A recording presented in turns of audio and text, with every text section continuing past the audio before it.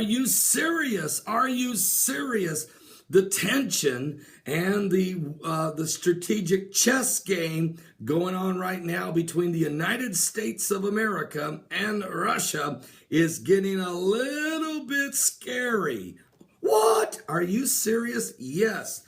Let me tell you what's going on. The United States Army is going to be sending an armored convoy 1,100 miles through Europe.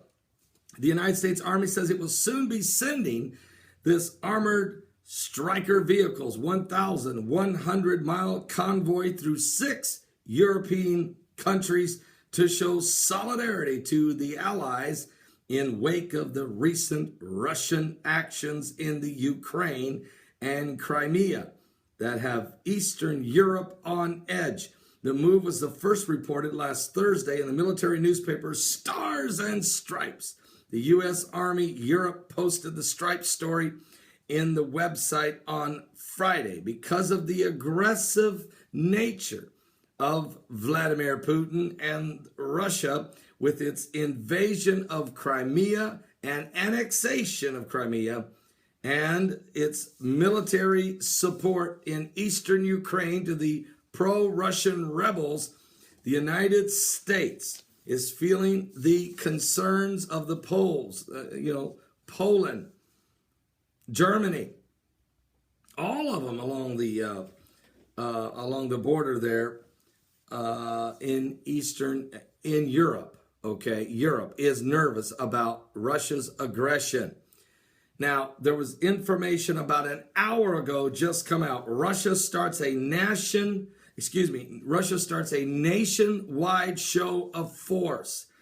More than 45,000 Russian troops, as well as warplanes, submarines, have started military exercises all across much of the nation of Russia today in one of the Kremlin's biggest shows of force since its ties with the West has plunged to Cold War lows.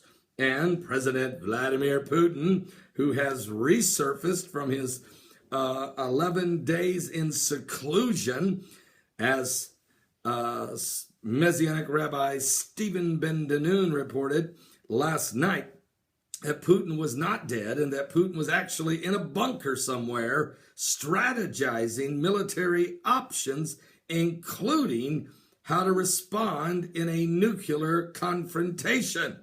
Now, President Vladimir Putin has called on his Navy, the Northern Fleet, to full combat readiness in exercises in the Arctic North, apparently aimed at dwarfing military drills in neighboring Norway, a NATO member that is doing drills. So these new challenges and threats to military security require the armed forces to further boost their military capabilities, and special attention must be paid to this newly created strategic formation in the north, said Defense Minister Sergei Shoigu.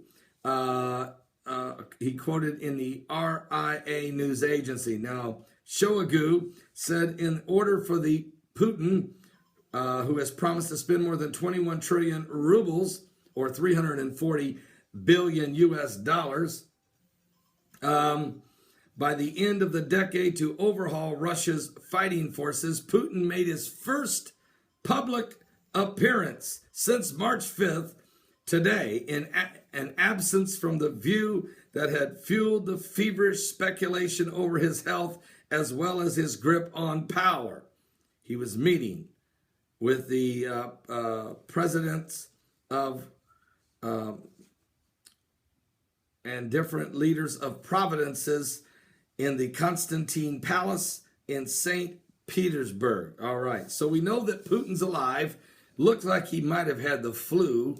We don't know if his girlfriend had a baby. We know the CERN has been turned on, but more than just that, the concerns of both the United States and Russia beefing up military presence along the border of Russia with European nations. We haven't seen this type of activity since the Cold War. Is Gog and Magog starting to get in position as ISIS continues its rapid terror of slaughter of Christians in Iraq and Syria, as Turkey flexes its muscles, as Iran continues to fight for the right to have the bomb, and as Israel may be getting rid of its Prime Minister Netanyahu and going to a more pacifist, more appeasing leader in Isaac Herzog. I don't know, but I can see biblical prophecy moving here, as you can read right in the Word of God. We can see things happening that may be absolutely connected to Ezekiel 38. We're living in the last days. Are you saved? Don't miss today's live broadcast at my website, www.paulbegleyprophecy.com. That's www.paulbegleyprophecy.com. We're running out of time. Give your life to Jesus Christ. Time is running out. And like my cup says, are you serious? Jesus saves. I am serious. He's coming soon.